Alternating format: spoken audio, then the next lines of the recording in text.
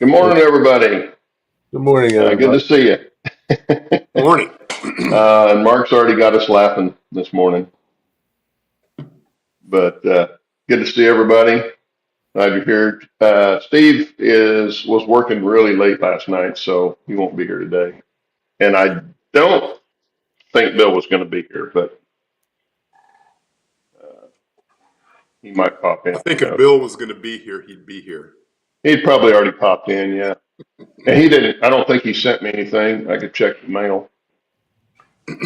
No, he didn't send anything. So he may be traveling still, going back to Thailand.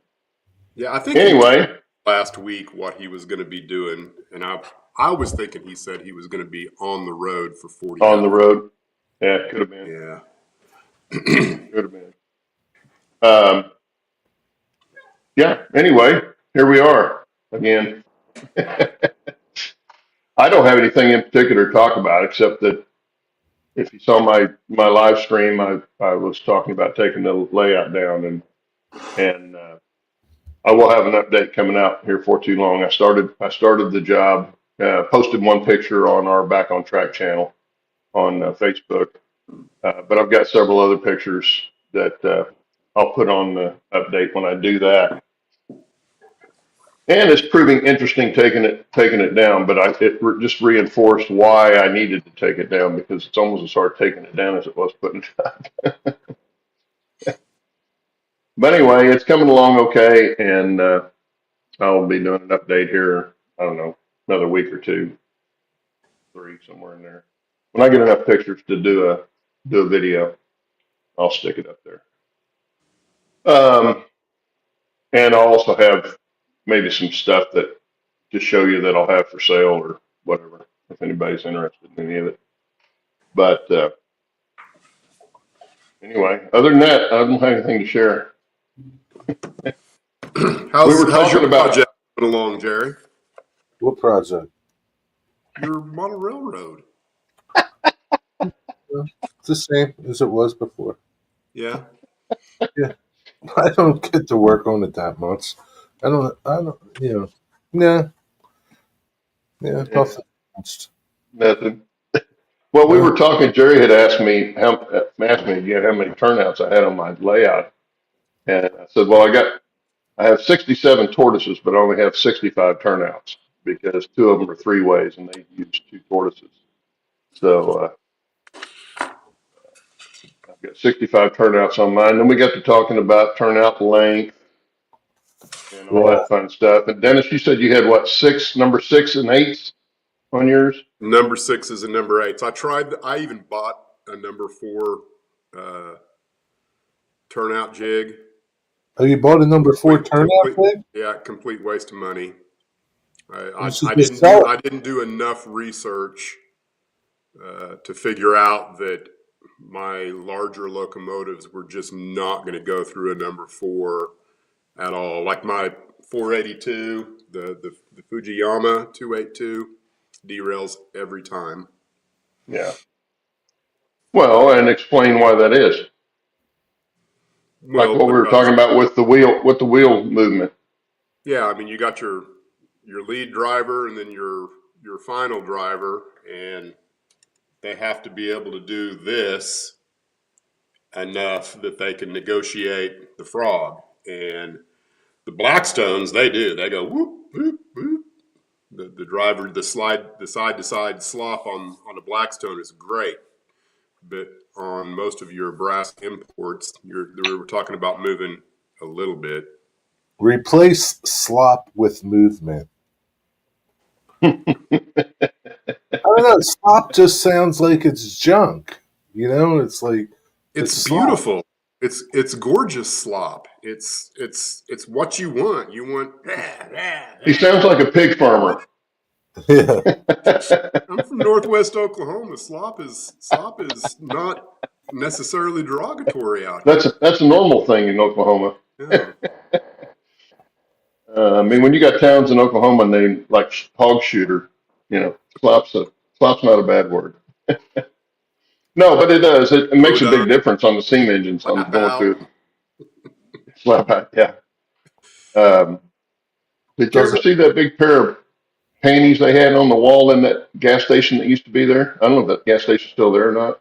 You walk in and the entire back wall is a big pair of women's panties, like granny panties.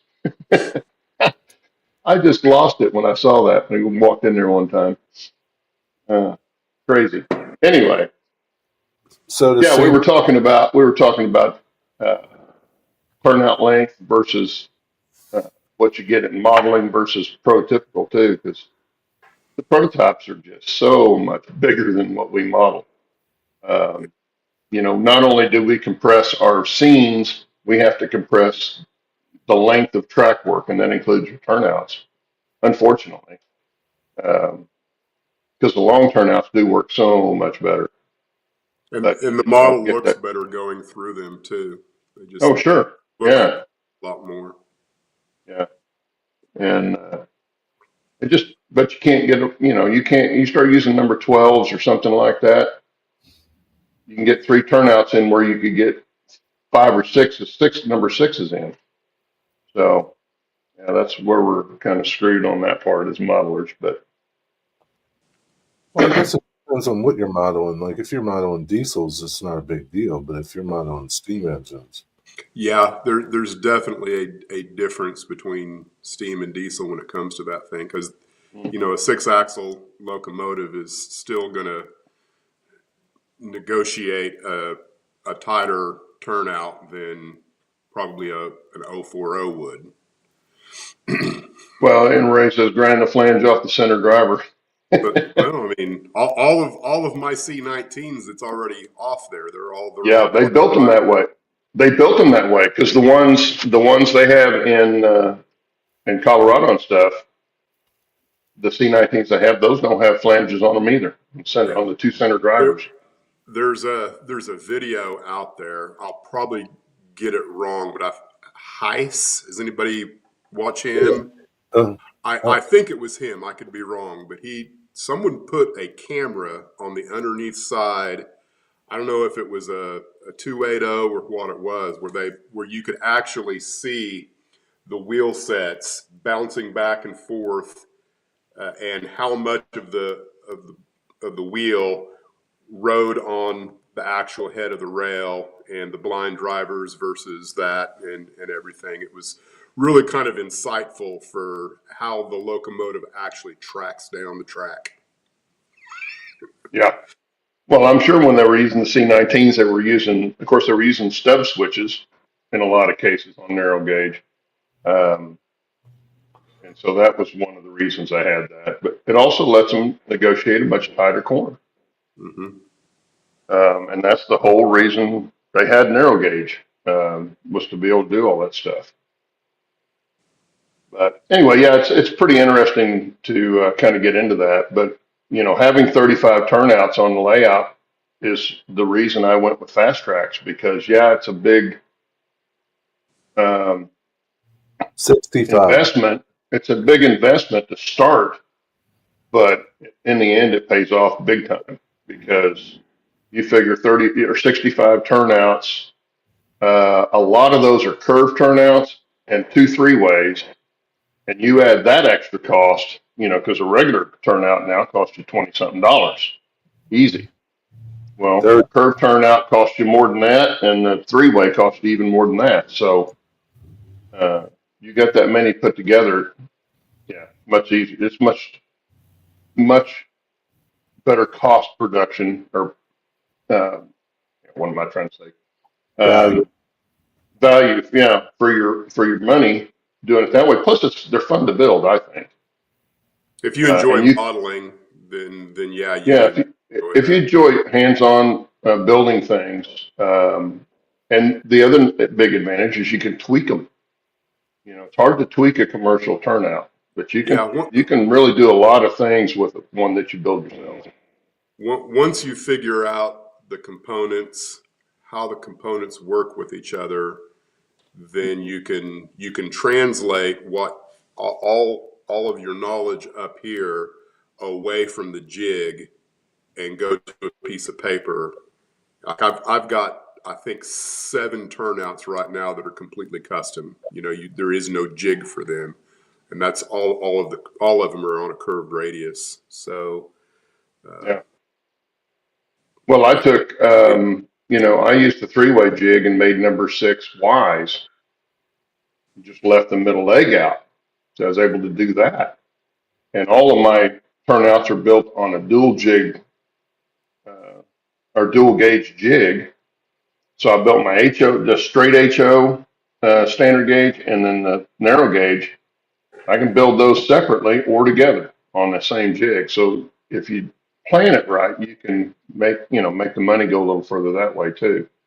But then you get them off of the layout, and having a PC jig, you can take and if you need the diverging leg to start curving a little sooner, you can do that, by doing your PC ties and getting it to hold your gauge for you around the corner. I did that on some of them.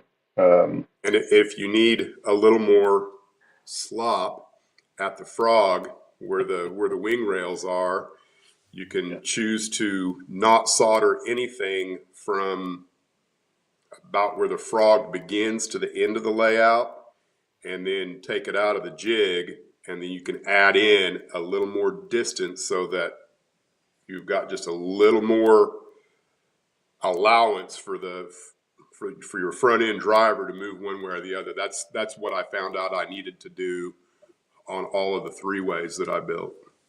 And even still, the 282s, all of them except for the Blackstones, they just don't look pretty going through. There's nothing I can do about that. There's always going to be that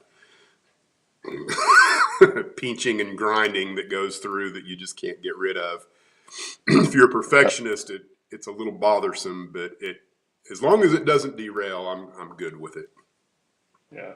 Well, and then, what's his name? Jeff Otto, that has hand laid track. I think it's his business. He's got the solid frogs and stuff now, which would really greatly enhance appearance and I would think, and movement through the frog. Where I had problem with frogs was on the curve turnouts because there's such a big gap between your guardrails and the point of your frog there. Those little bitty wheels want to drop down in that. And on a solid flange, they don't. They would go in there and ride on the flange a little bit going through there. And so it would keep them from doing that, dropping off in there. Because I tried filling that in with different things and there was nothing that was working well. Everything was a lot of work to try and get it to work right. And so I just kind of gave up on those. But that was mainly on the curve turnouts. Everything else, the only trouble I really had was the 3-ways, where that one guardrail, that one little bitty tiny, Dennis knows, there's one little piece. And the problem is, two, but there's two. Well, that one was that one little bit on the left side there as you're going in. And when you first make it and solder it in, it's, not that long. But then you come in, you cut it for your gap, and there's like a 1/4-inch piece of rail. And if you didn't have it soldered good, when you go to cut it, it's going to come off. Yeah. And then try to get it in there and get it set right. I added extra PCB ties. I can't remember if it was for that one or if it I'll just say that the Fast Tracks 3-way jig is not, for one, there's no instructions at all to how to build it. And the only pictures they have tell you that this is not to scale, don't use it. And so there's just all sorts of little things in there that I would never suggest somebody build one of those. The instructions are for the standard gauge HO. Yeah, the instructions they do have are for the standard gauge HO, standard gauge. Most of it applies, but when you get down to that spot where that little bitty guardrail is, it's so much bigger in standard gauge than it is in the narrow gauge. And narrow gauge is tiny. Yeah. And it is particular. You got to get it, But that's one of the good things too about the Fast Track stuff or building your own turnouts is you can move that after you've got it installed on the layout. You can still go back in and tweak it, which is, I think, one of the biggest advantages of doing that besides the cost factor. But then if you don't like building that kind of stuff, don't go that way because it's it's kind of a labor of love in one respect, and that you better like doing it, or you're not going to do a good job on If it. you want instant results in your layout, building your own turnouts is probably not the route to go. Not the way to go. It's a long haul. I think Jeff Otto even has the fish plates, not the fish plates, but the it may be fish plates too, but the Tie plates. tie plates. Yeah, that he's got. And see, to me, that only works on a diorama where you want super detail because people are going to see it really up close. I can't see doing that on the entire layout. That would be very labor intensive. But he's got them if you want them, so it's kind of a neat deal. So what are you doing, Jerry? You're not doing anything? No. You're not. You don't even have a. I thought you had a building you were getting ready to start. Did you have another Banta or something? Yeah, I have another one of them kits. I just didn't start it. Okay. Yeah. Just got to be in the mood. Well, you know what we didn't do? We didn't do the rundown. You want to do the rundown, Jerry? Sure. Let me go back to the top. We got 31 in here right now. John Dawson, Lynn McCurdy, Rob T-Man, Digger Evans, I saw Elmore, Grandpa Rails, Messy Model. Who else? I saw Steve Sherrill, Gerald Stewart, Chris Baru, Mark Pruitt, Dave Todd. I don't know if Dave Todd's still here. Scott Baker, Floyd Robbins, Dave BNSF. Say Elmore, Ray Burlstein. Steve 87. I saw him. Messy. Yeah. Oh, I like that. Yeah, he's been here before. Has he? Yeah. Kyle Stevens. Yeah. I think Paul. I don't know how to pronounce your name. Schwander. I don't know. Sorry. Yeah, Knucklehead Jack's here. I think Wigwag. Yeah, I forgot Wigwag. And go via, go home, Chris. Yeah. Bernard, you just wake up. You're a little late. Canadian. Bernard ever awake? Yeah, Canadian Locomotive Logistics, DES Media, and that is it. That's it. Everybody, good morning. Well, welcome everybody. I'm glad you're all here. Yeah, kind of a lazy day this morning. I don't know. Like I say, we were talking turnouts and stuff, and that's about all we talked about. What are you doing, Dennis? You about to get that building finished yet? I'm closer. I mean, so I've got all the roofs on, and It's a big kit, man. I've got all the lights in for the roofs that are now attached. So I've got that ready to go. Is that going to be your biggest building on the layout? I think it probably will be. I've got one other. I plan on trying to scratch build the Colorado and Midland Station House that's in Leadville. It will be. It'll for sure be longer than that. I don't know. As far as the footprint goes, it probably won't take as much footprint. This is ready to go on. That goes on the roof? Yeah, this is. In fact, I could probably even. Your Lucky Strikes look pretty good. Thank you. I like the way they look too. I don't put it all the way in, but that's where it goes. Yeah. That's a gorgeous job, man. That's a nice kit. But what I was working on earlier this morning were these little things. Yeah. I'm not quite finished yet, but these are peel and stick. Oh, is that what that is? They go.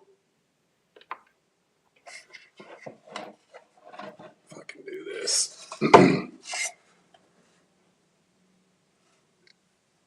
They go inside that? They go on the inside on these stair step walls. Yeah. Because that would be the plain side of that wall, right? Right. Yeah. So I think they're going to look okay. I was a little nervous that they weren't going to look very good, but I think they'll be fine. I think But once you I've get them on got there. all the trim, and then there's a whole assembly here that I haven't even built yet. I think it's a grain elevator. I can't remember. I haven't even really looked at it yet. And then there's all kinds of white metal casting roof pieces, smokestacks, things like that. I doubt I'll get finished this weekend, but I should be really close being finished this weekend. I don't think it would fit. Your layout's full of track. Yeah, you got to have some place to put it. Yeah, you would have to get rid of at least 15 or 20 of your locomotives for it to go anywhere, right? Yeah. Well, yeah, but before the show, we were talking, and you were talking about Jerry asked you where that was going to sit and stuff, and he was talking about if you were done laying track, and you got real excited about what you were going to do after you finished that building. Yeah, I mean, as soon as this is finished, I'm going to start gluing spline together.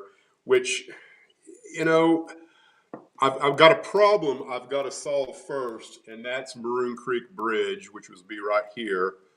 I want to build a girder deck bridge, I think is the right terminology. The name of the kit is the E. Dabbler Mill and Supply Company. It's based off of the Hinkle Company Mill and Supply Company that was in Thomasville, North Carolina. There's a whole primer on it in the instructions. But what I want to do is I want to notch out my spline and then glue the deck girder portion of the bridge onto the spline so that there's a continuous spline through that you won't be able to tell because it looks like it's a bridge.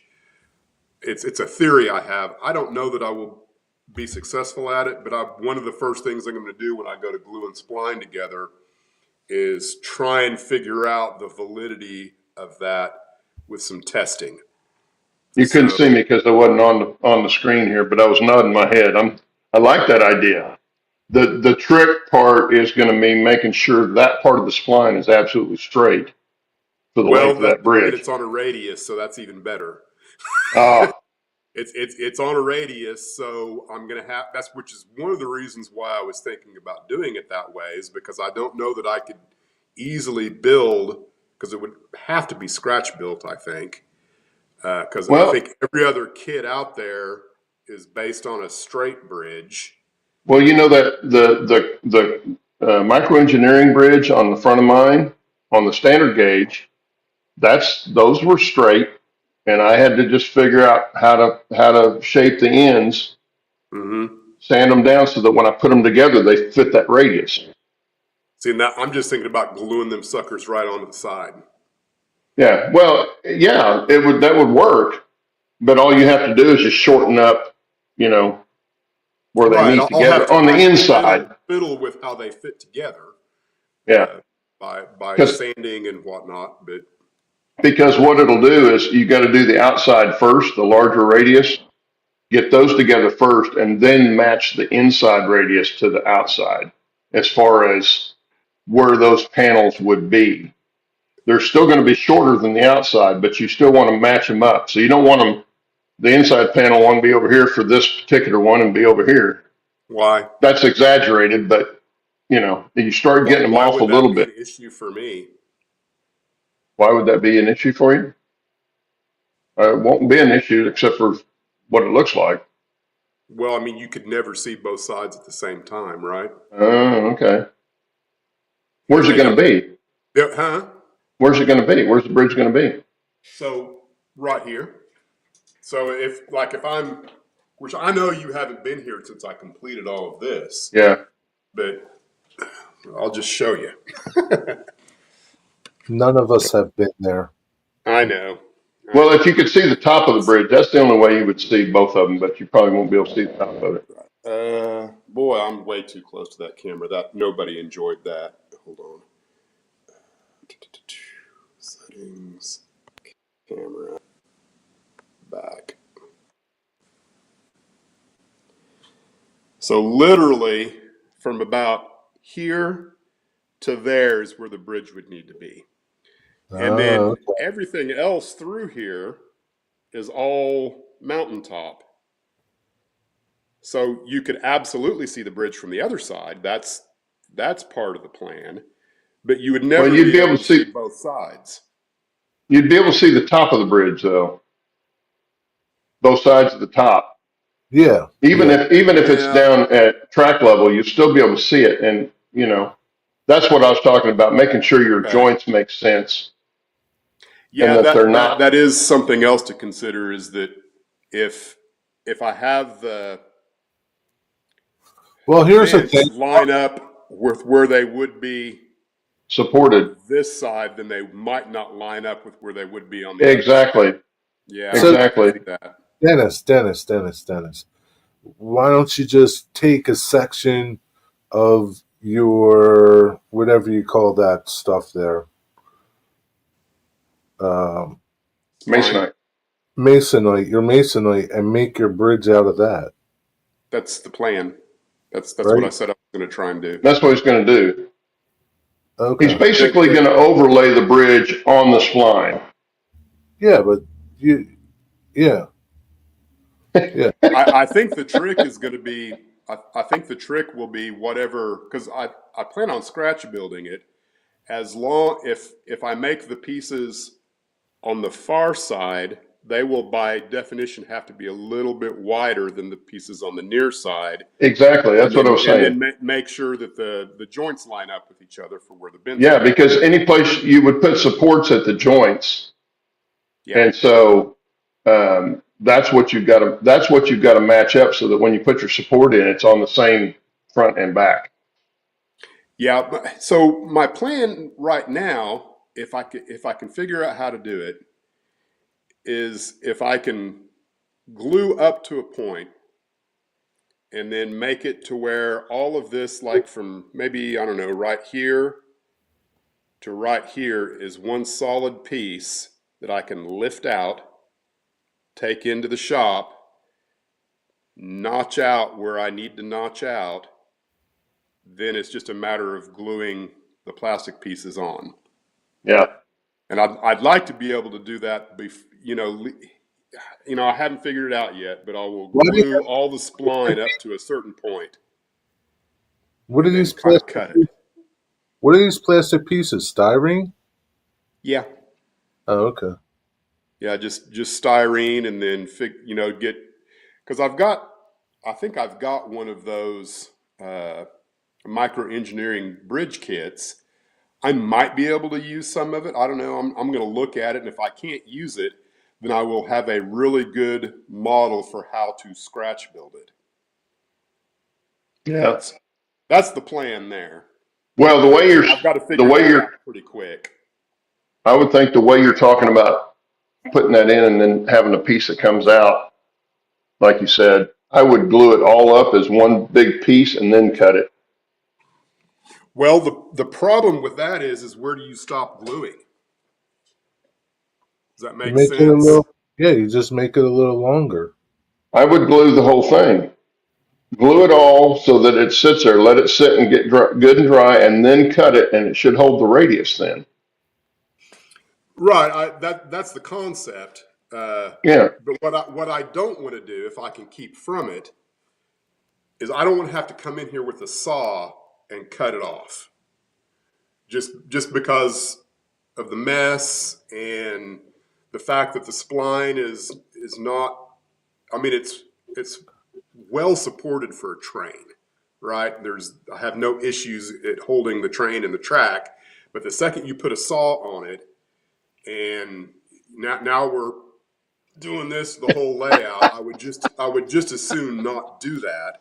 So if I can figure out a way to take the one piece of spline that connects the two ends, that includes the bridge, only glue that and then take it out there. The problem is how does it connect to what's already there?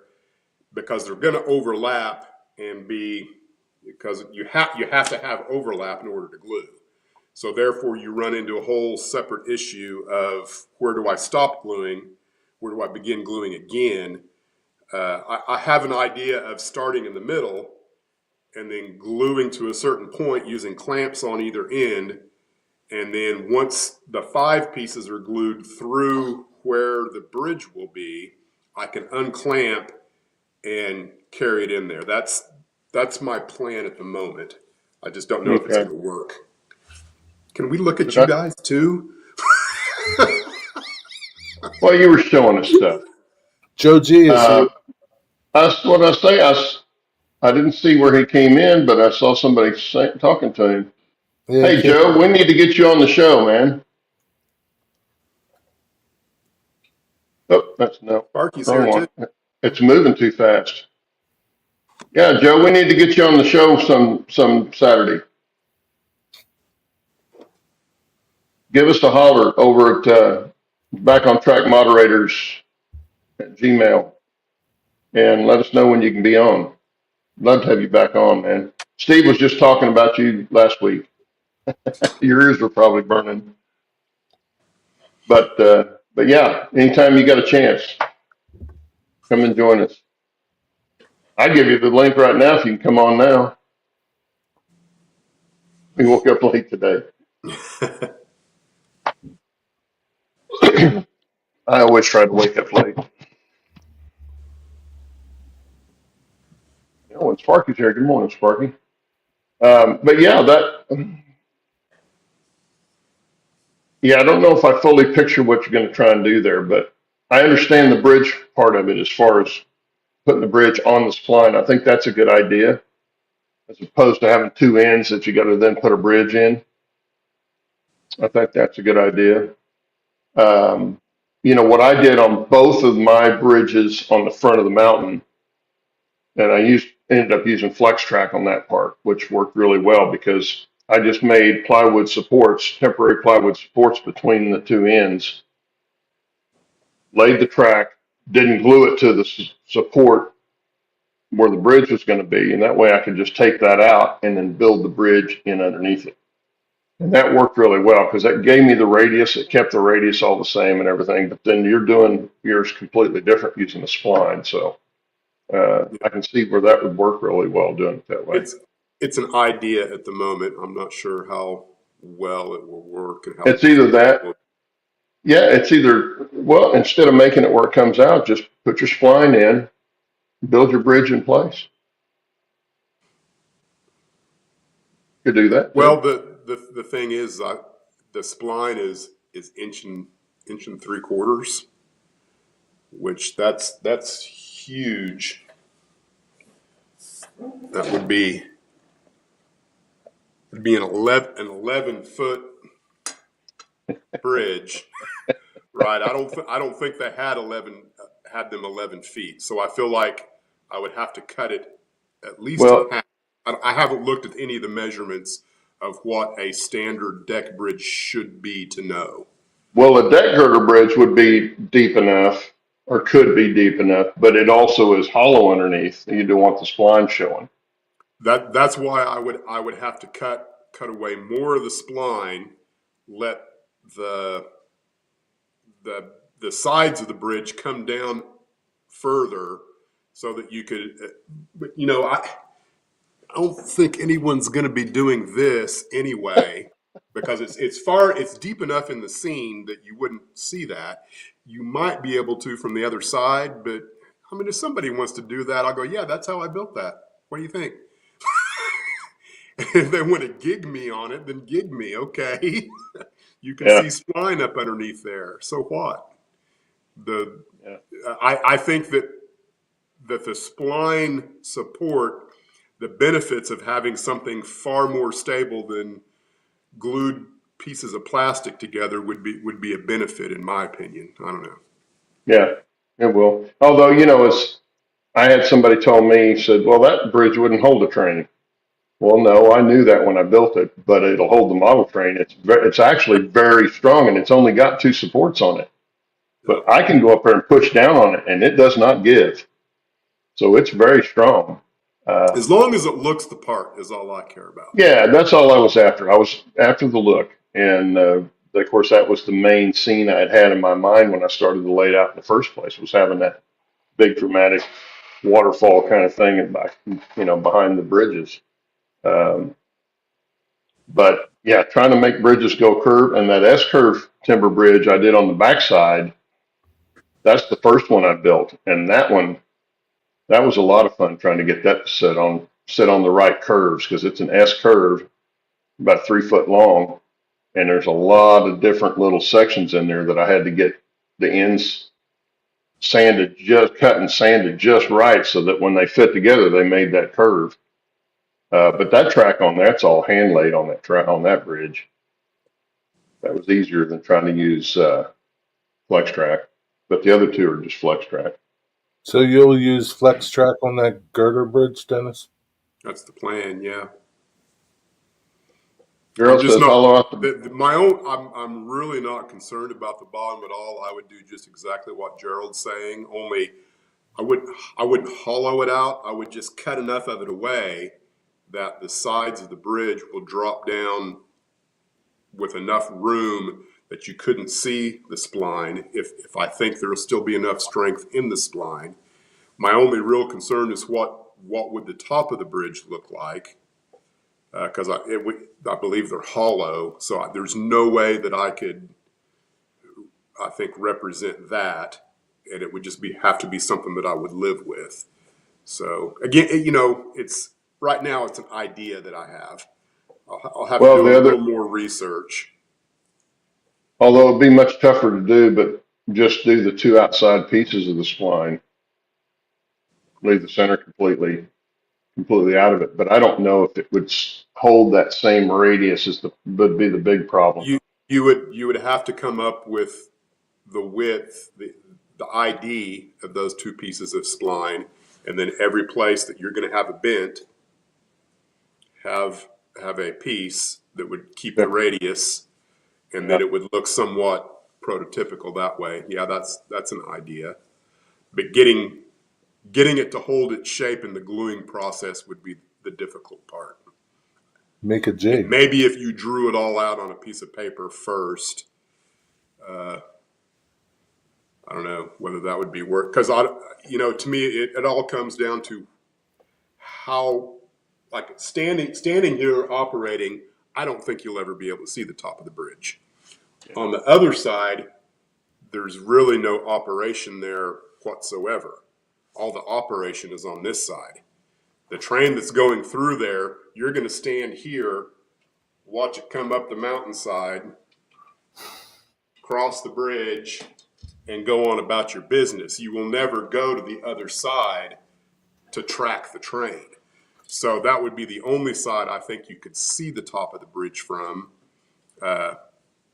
And there might be a way to put in some trees and some things that would help mask it as well. I don't know. I'll think about that. Couldn't you just build a jig? The radius would have to be known to build a jig. And I don't know that I know the radius because I intentionally didn't want to know any of the radiuses. I just let the spline did what the spline did. There might be a way to figure it out, with string and measuring and stuff like that. I might be able to get it close, But I think the easiest way would be to start in the middle and glue, you know, the 3 or 4 feet to either side of the center of where the bridge is going to be, glue that all up and leave the ends unglued.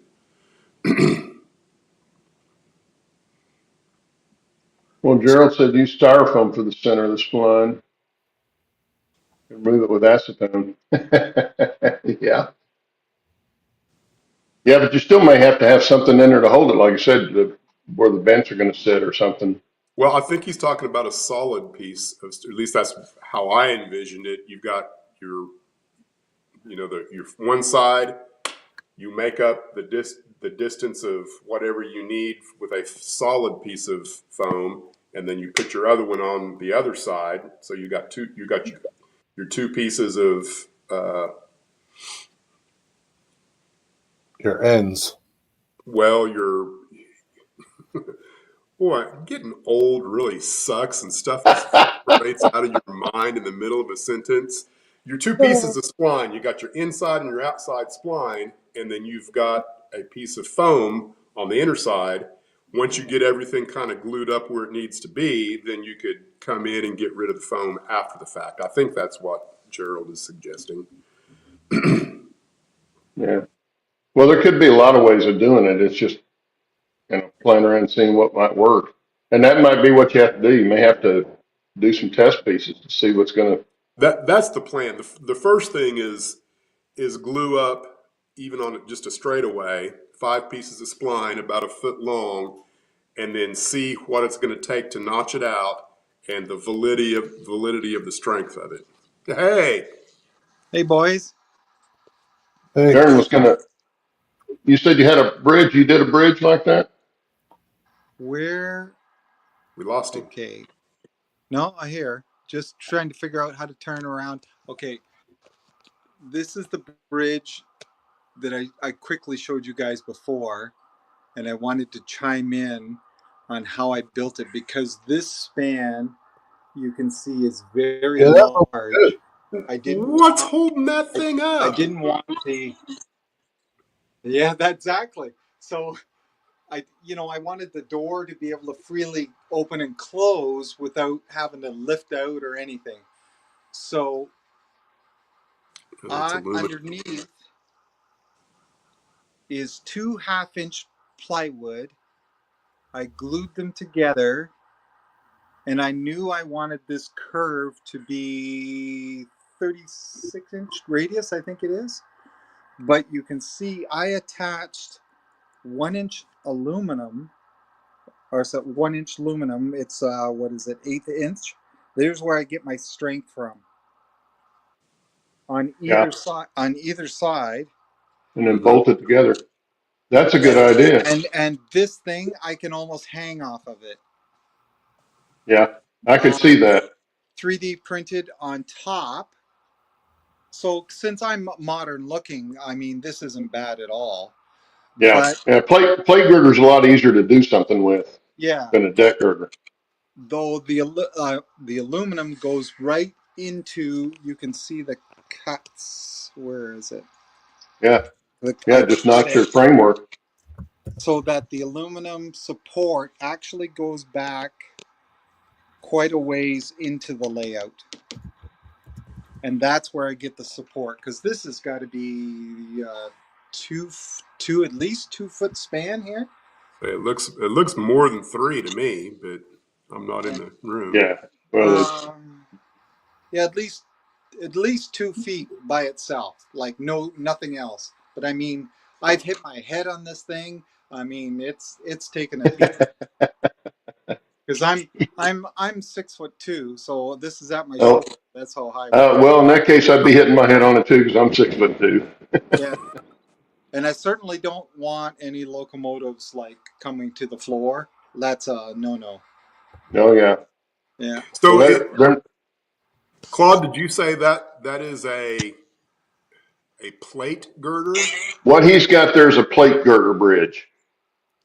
A deck girder has the truss underneath the bridge. A truss bridge, it's on the top. Yeah. Gotcha. Yeah, I was trying to figure out what the difference was. Yeah. So I the only did. I had help. I think the guy's name was Ken Bumble. So he's in the state of Washington. So he helped me out because I knew I have two turnouts over here. So I knew 7.5 degrees. No, sorry, one turnout here because this one's straight. So 7.5 degrees here. I'm coming off the table. The other side too. Two turnouts. So this is 15 degrees off the table.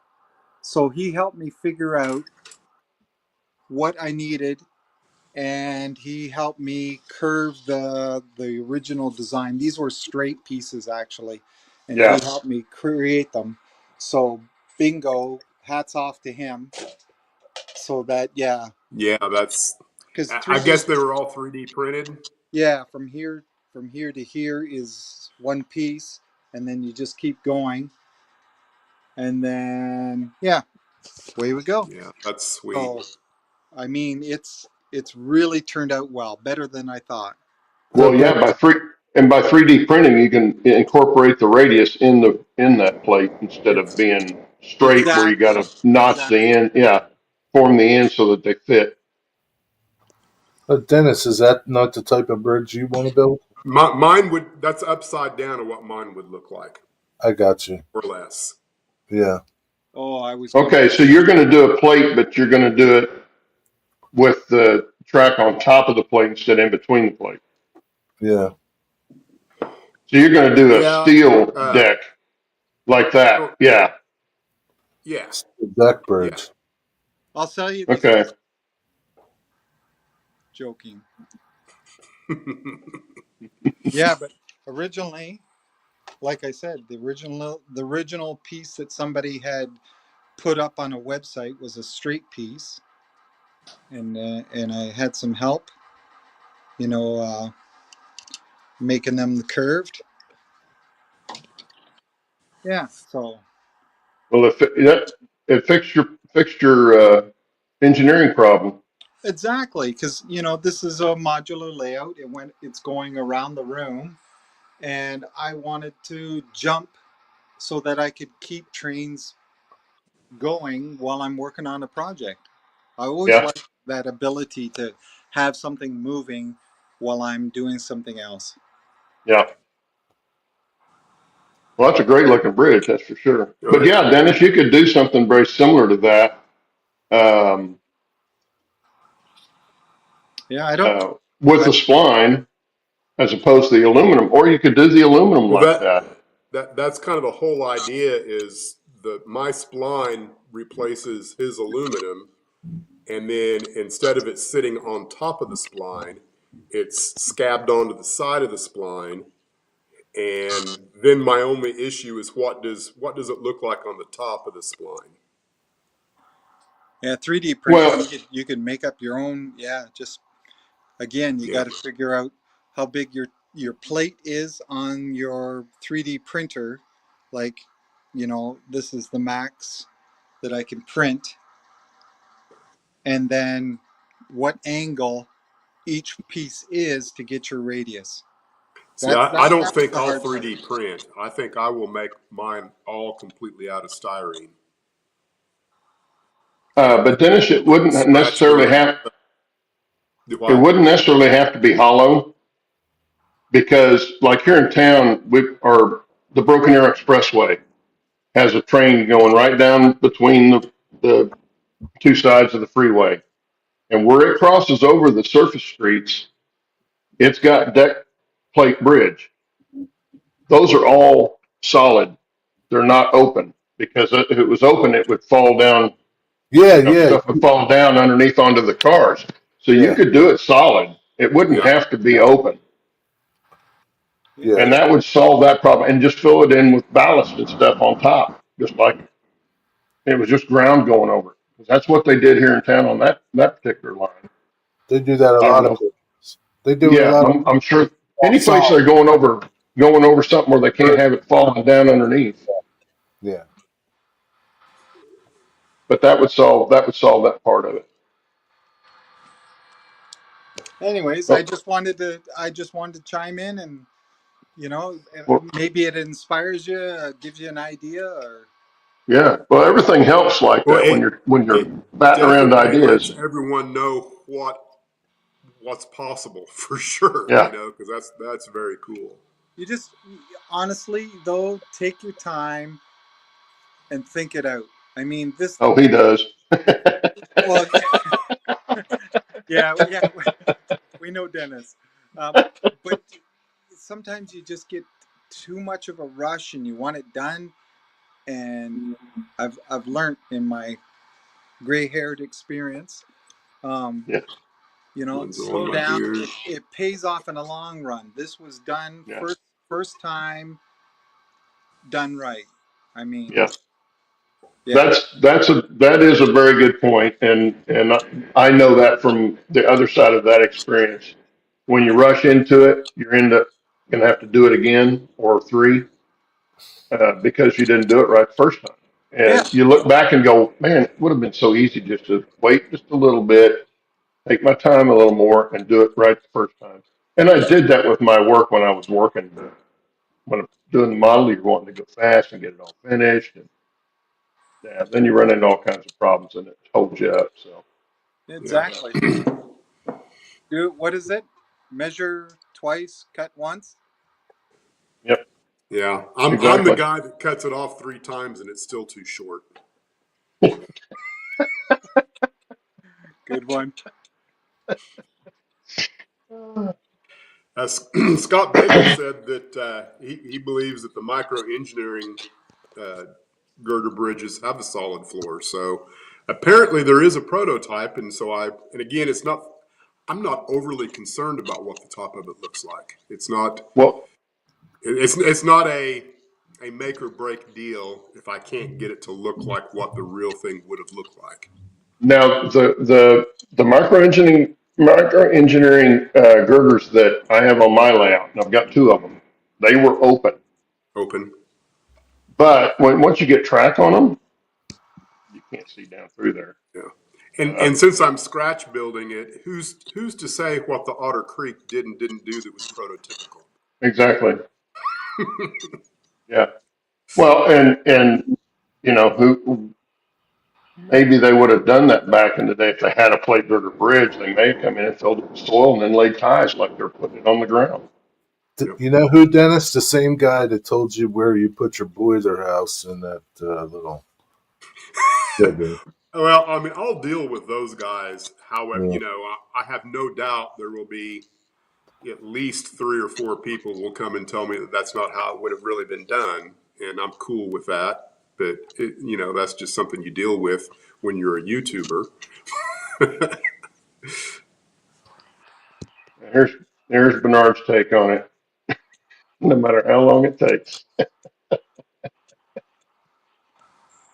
but that's what it is. Sometimes it's got to be that way. You can't just fly through everything, especially if you're trying to figure something out. You got to get Yeah. it figured out first. And like Container Man says, just make the plates the width that you need to make them. Don't worry about it. It doesn't Right. need, Yeah. you know, To me, a I'm not 16th, concerned about 32nd scratch inch. building what's going to go on the side. I Yeah. think that part will be probably the easiest part. My concern is gluing the spline and being able to remove the spline and notch the spline. That to me, that's the real problem to figure out. And then the other thing would be the Why do you bends. even need to notch it? Why don't you just make it the width, or depth that you want it? If you wanted a half an inch, make it a half an inch. If you want it an inch, make it that. Don't worry about cutting Yeah, it. I'll consider that. The What? the issue there is lining up the spline because Well, you would just make, say, like, well, yeah, I see there. Yeah, at the ends.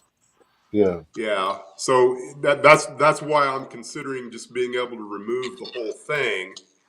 And then I believe from then I can turn it upside down on my radial arm saw and I can notch out an exact depth that I need from that point. That's the concept that I have in my head. Once it's glued, solid point A to solid point B, if it's loose on one end, all I got to do is find where it's glued at, and that will be a known position on the railroad.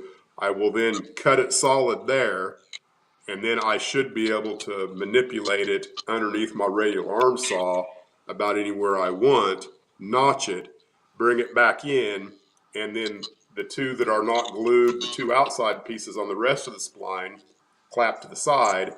Now I've got 6 pieces of spline, or it'd be 7 pieces of spline holding the bridge together, and then the bridge will then begin 3 or 4 inches beyond that joint. When just so we're clear, and what do you mean by spline? What part of the bridge is the spline? So your aluminum that you've got going on there, that you've got Yeah. on 2 pieces of you sandwich together 2 pieces of half-inch plywood, right? Yeah. Then you put on the outside of those the aluminum. Yes. Imagine that aluminum being 5 pieces of masonite all glued together. Yeah, That's my spline. So you're going vertical with your masonite? Yeah. Yeah. Well, can you show him some of your spline work? Yeah, that's that used to be a very common way of doing layouts, especially large large club layouts that have big broad radiuses. They make really nice curves for a railroad. You just have to have the space. That's one reason I didn't go spline, is because there was no way I was going to get it curved as tight as some of the stuff I had. Okay, I gotcha. And that makes for very strong. Yeah, very strong that way. So this isn't finished yet. That's 4 pieces. There'll be one more piece scabbed on there before that's finished. Now I've seen that, and I've seen that done with spacers too. Have you seen that? Right. Yeah. But it's a lot easier to do it solid like Dennis did. Yeah, because the space, then you're fiddling with spacers. But yeah, for sure. The bridge would start somewhere within 3 to 4 inches on the inside of that support piece, and then end somewhere right in here as well. But will this be lift out? No. So it's gonna No, he's only talking about lifting it out to cut the notches. Yeah, I would like to be able to remove the spline for no other reason than to get it put on my radial arm saw so I can notch it out. Yeah. But once he gets it put in place, it'll stay there. Yeah, because I made mine such that I can actually lift this out if need be. Yeah. So, and I made sure that's not a concern for me. Yeah, once I get it put in. That's why I put the ends buried further into the table. So yeah. The other reason I want to be able to lift it out is so that I can work on it right here and scratch build it, add on all of the pieces and make it look like a nice model before I drop it in on the layout. Yeah. The other like thing, you would any bridge, right? Yeah. The other thing I was concerned about, because it's a curved bridge, when the weight gets on it, I didn't want the bridge to torque. This way with the weight. Mm-hmm. So just to keep that in mind too with curved bridges. Well, I having the narrow gauge issue with the spline.